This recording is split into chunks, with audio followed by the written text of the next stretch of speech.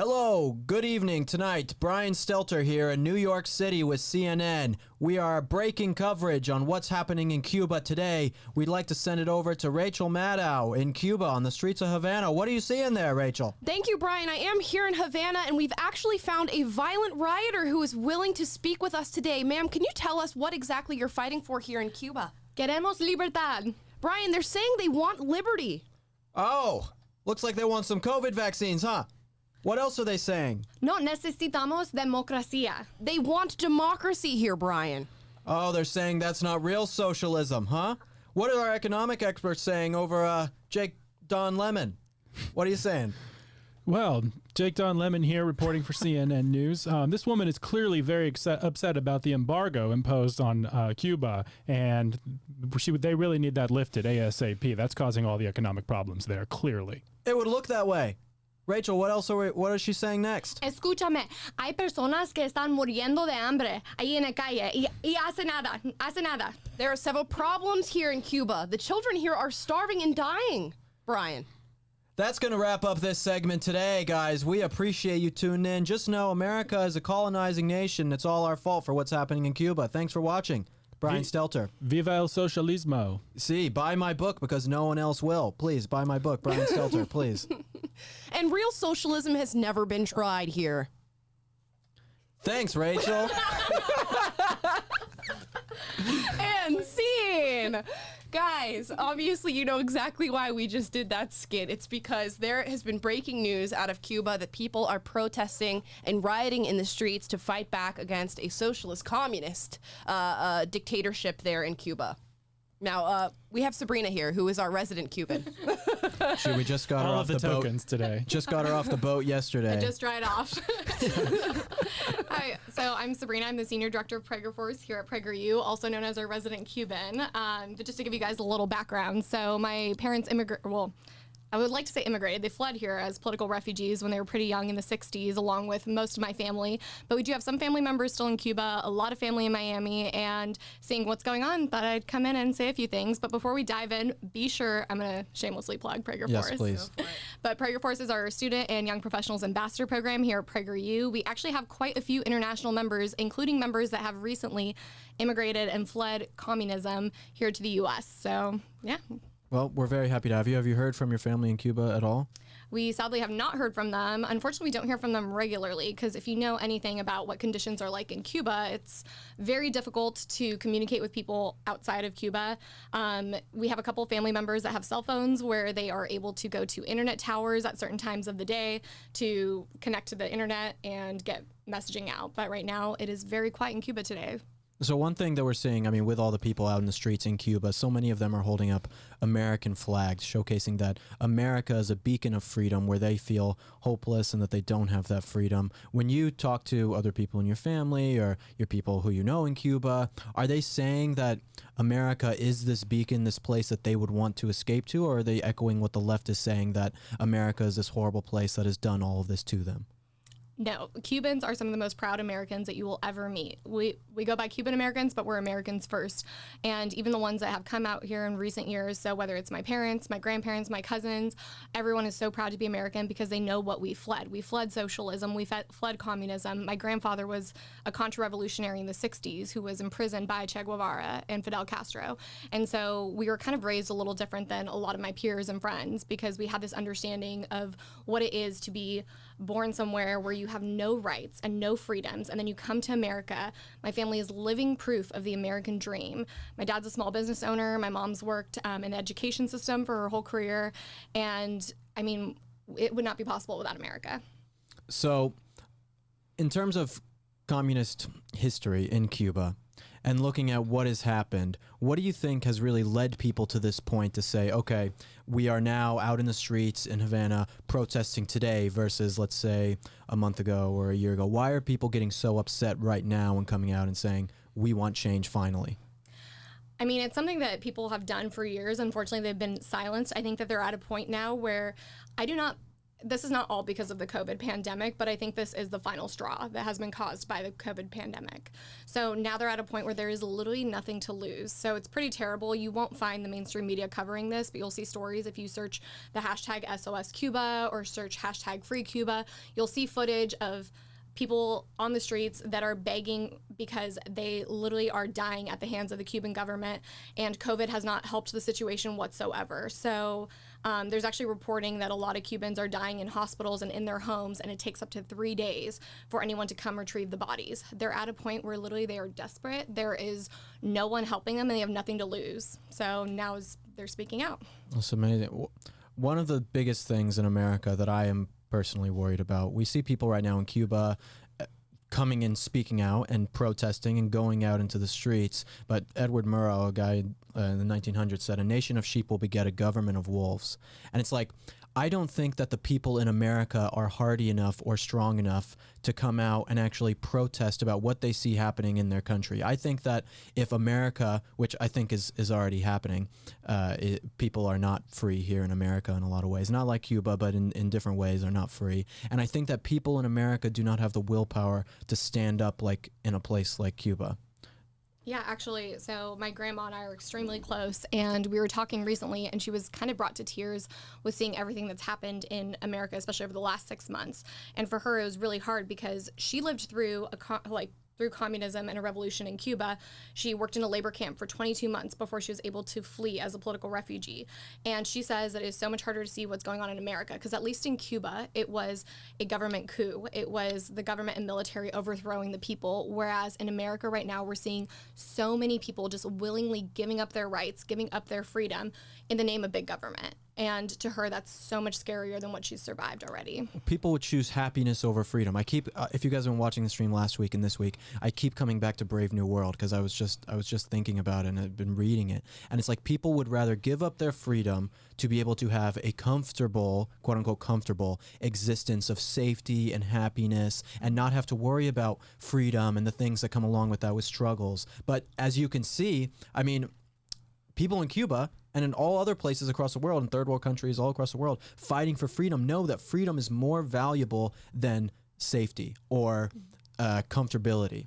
It's like the fact that there are some people out there who don't get that is why America is the way that it is. It's like you have these conservatives in Congress, GOP people, coming out and saying, oh, we're praying for Cuba, we're praying for Cuba. And then they sell our country out in socialist ways. They sell us out and make our government bigger, inflating our debt, like all of this, and they claim to care about this.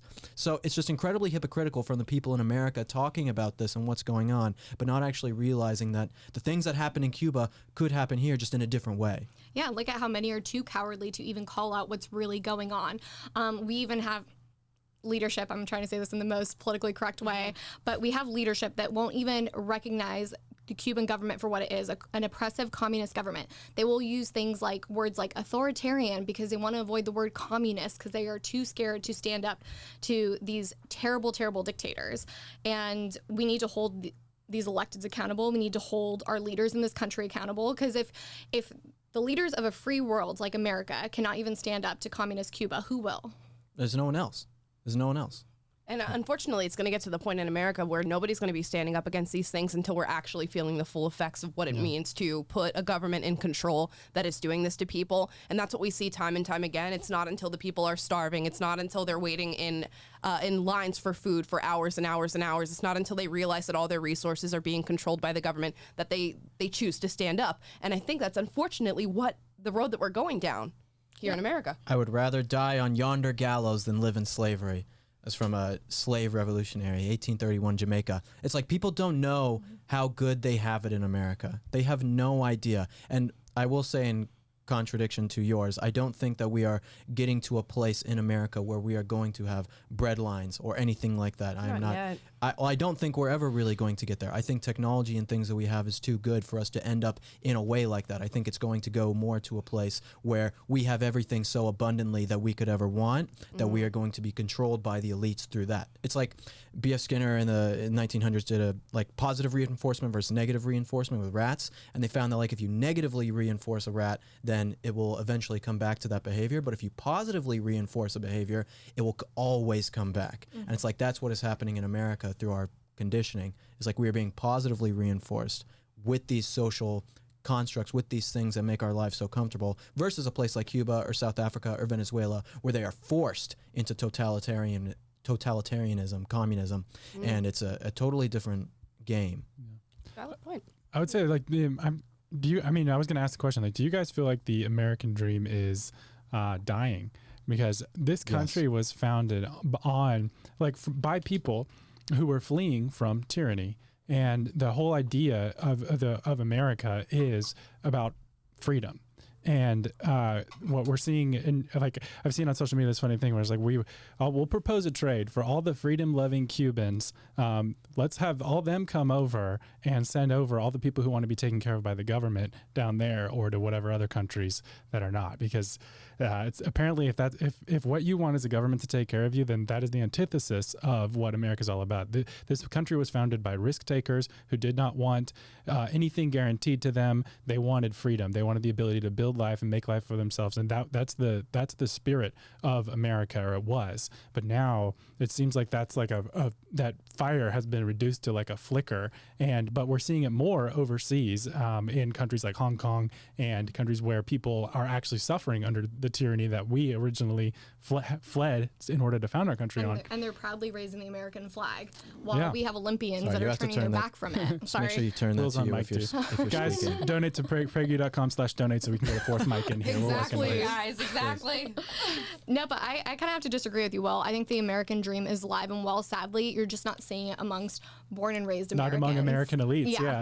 Ironically, I think I'm living proof of it. The reason I'm even sitting here today working for PragerU or speaking out politically is because of what my family fled, what we came from. We fought too hard to come here for this freedom, not to do whatever we can to protect it.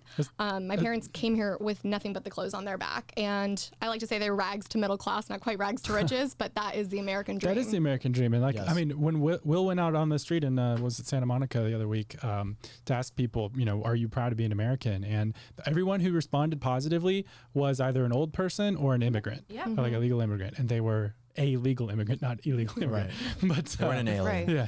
I mean, it goes back to what Dennis said, that liberty is a value and it's not an instinct. And you have to train your brain and learn why liberty and freedom are so important. Because right now, the American dream, at least for Americans who are born and raised here, is not freedom and liberty. It's being comfortable and being, devoid in a world that's devoid of being offended or feeling depression or feeling anxiety. Those are the things that we're focusing on right now, which is just so crazy to me when people in other countries, as we're seeing right now in Cuba, as we're seeing in South Africa, do not have the same rights as we do. I will say one thing, that from the video I did in Santa Monica, which we watched on stream here, where I asked people if they were proud to be American, the one thing, and also with your parents, I don't know how old your parents are. Your mom looks great. I don't know. So she's taken, sorry. Well, I'm just saying, she's a good-looking woman. Okay, Easy, Will. Yeah, easy there, Tiger.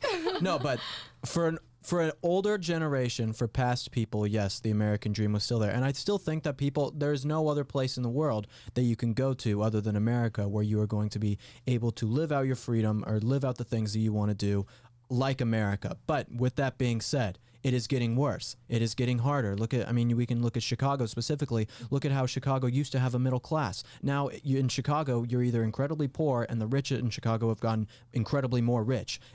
Like, our country is being so divided between the elites and the poor, and the middle class is being destroyed because that American dream is no longer available for people because of lobbying, corporatism, overseas sending our jobs, all sorts of different things. Stimulus checks, which we will just about to get into. But I mean, there are all these hurdles that are happening for young people, which makes it so that the American dream is not as readily available. I'm not saying you can't do it. You can totally do it. I did it, okay? I dropped out of college to move to somewhere I'd never been and made it. Okay, so you immigrated to Los Angeles, California. Yeah, it's like, what's the best? Or no, it's the joke. I say that joke about Miami. The best thing about Miami is that it's so close to the United States. But I was about to say it for Los Angeles too. But you guys get what I'm saying? There's a lot of different things going on that I could spend which I did in my book. You guys can pre-order my book, How to Win Friends and Influence Enemies. But a whole lot of stuff going on that has made it incredibly difficult. Again, young people are entitled, stupid, and lazy too. So there's a lot of different issues. But it just goes to show you that the fact that people are still getting on boats and surging at our border to try to get here from other countries, it's like, even as messed up as the state of things currently is in the States, where else is better? And where Right, else are there's you going to nowhere go? And then are we going to hope that some other country has a revolution and they're going to get it better than our founders did and have a better, set up a better system of government and enshrine better values than ours did? And I don't think it is. So that's why I think we have to double down and fight for the values that we believe in and fight for our country and take it back instead of just, throwing our hands up and saying, oh man, this, the dream is dead. Right. No, I'm not trying to say that. I'm just saying that our politicians, that's what you're saying. like, I do this because I want to fight and I want to instill good values in all of you individuals watching this. But our politicians are habitually overstepping the lines on constitutional rights. And they do this, and people have no idea that it's even happening. Well, and this is why you have to pay such close attention to the coverage that Cuba is getting right now when it comes to what leftist